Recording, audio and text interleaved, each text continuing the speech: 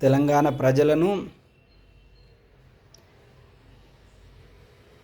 ఎప్పటికీ ఎన్నటికీ మోసం చేస్తూ ఉంటుంది కాంగ్రెస్ గవర్నమెంటు, కాంగ్రెస్ పార్టీ అని మరొకసారి నిరూపితమైంది.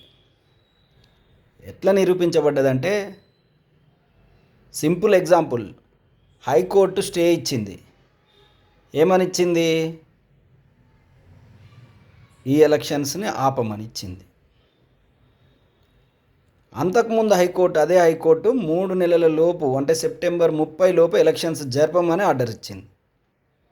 దీంట్లో టెక్నికల్ థింగ్ ఏంటంటే అప్పుడు 3 నెలల లోపు ఎలక్షన్స్ జరపమని ఇచ్చింది కాబట్టి దాన్ని నిర్వీర్యం చేయనికి రాష్ట్ర పరిధిలో లేని 42% బీసీ రిజర్వేషన్ అనేది తీసుకొచ్చి దాన్ని అడ్డు పెట్టుకొని ఎలక్షన్లు జరిపే దమ్ము లేక 42% రిజర్వేషన్ అనే ఒక టెక్నికల్ థింగ్ని అడ్డం పెట్టుకొని అది జరగని పనని దాన్ని ముందేసి ఎలక్షన్లకు పోయిండు.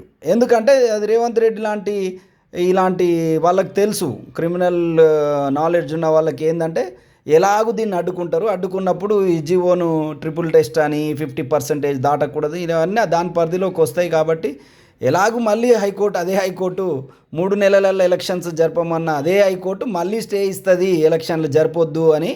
అంటే ఎవరి చేతిని వాళ్ళ నెత్తి మీదనే పెట్టడానికి రేవంత్ రెడ్డి కుట్ర. ఈ అడ్డమైన తెలివితేటలు రాష్ట్రాన్ని బాగు చేయడానికి ఉపయోగపడతలేవు ఈ దద్దమ్మ పార్టీకి. నీకు చేతనైతే నీ పార్టీ నుండి 42% ఏంది, 70% ఇవ్వు. నువ్వు కూడా ఎస్సీ ఎస్టీల రిజర్వేషన్లు పోను, రిమైనింగ్ పర్సంటేజ్ అంతా ఇవ్వు, బీసీ వాళ్ళకి ఇవ్వు. నీకు అంత ప్రేమ ఉంటే అది చేతగాని దద్దమ్మవు నువ్వు ఇవ్వాలా? బీసీ రిజర్వేషన్ అని 42 అది నీతోటి అవుతుందా? నువ్వేమన్నా ప్రధానమంత్రివా? పార్లమెంట్లో పెట్టాలి, అది నీతోటి అవుతుందా? నీ ఒక్క రాష్ట్రం కోసం ఎవరు చేయరు ఇక్కడ. రాజ్యాంగంలో లేదు బీసీ వాళ్ళకి ఇంత పర్సంటేజ్ ఇవ్వమని.